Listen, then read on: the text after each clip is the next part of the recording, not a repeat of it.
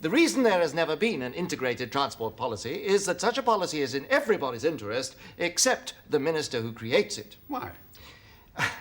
Now, how can I put it in a manner which is close to your heart? It is the ultimate vote loser. Vote loser? Why do you think the Transport Secretary isn't doing it? Why do you think he suggested the Lord Privy Seal? Why do you think the Lord Privy Seal suggested the Chancellor of the Duchy of Lancaster? And why do you think he suggested the Lord President of the Council? I didn't know all this. And why do you think they invited you to number 10 behind my back? Minister, this hideous appointment has been hurtling around Whitehall for the last 3 weeks like a grenade with the pin taken out. Still, if I could pull it off, it would be a feather in my cap. If you pulled it off, Minister, it wouldn't be in your cap anymore. Thank you, Bernard. If you pull it off, Minister, no one will feel the benefits for 10 years. And long before that, you and I will have moved on. Or up. Or out. In the meantime, formulating policy means making choices.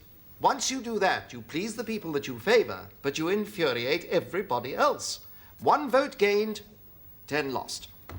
Now, if you give the job to the road services, the rail board and unions will scream. If you give it to the railways, the road lobby will massacre you. And if you cut British Airways' investment plans, they will hold a devastating press conference that same afternoon. But I'm going to be Transport Supremo.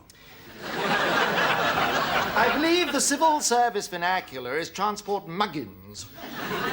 No, Humphrey. The Prime Minister has asked me to undertake this task, this necessary duty. And after all, we must all endeavour to do our duty. Furthermore, Sir Mark thinks there may be votes in it. And if so, I don't intend to look a gift horse in the mouth. I put it to you, Minister, that you are looking a Trojan horse in the mouth. But if we look closely at this gift horse, we'll find it's full of Trojans. If you had looked a Trojan horse in the mouth, Minister, you would have found Greeks inside. But the point is, it was the Greeks who gave the Trojan horse to the Trojans, so technically it wasn't a Trojan horse at all, it was a Greek horse.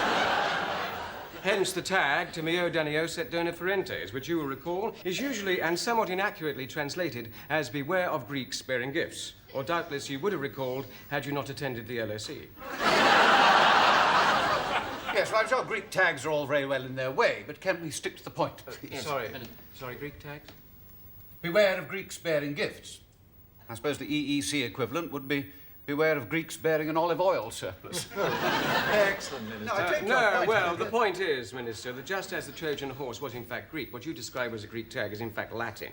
It's obvious, really. The Greeks would never suggest be wearing of themselves, if one can use such a participle, be wearing, that is. And it's clearly Latin, not because Timeo ends in O, because the Greek first person also ends in O. Though actually there is a Greek word, timeo, meaning I honor. But the OS ending is a nominative singular termination of the second declension in Greek, and an accusative plural in Latin, of course.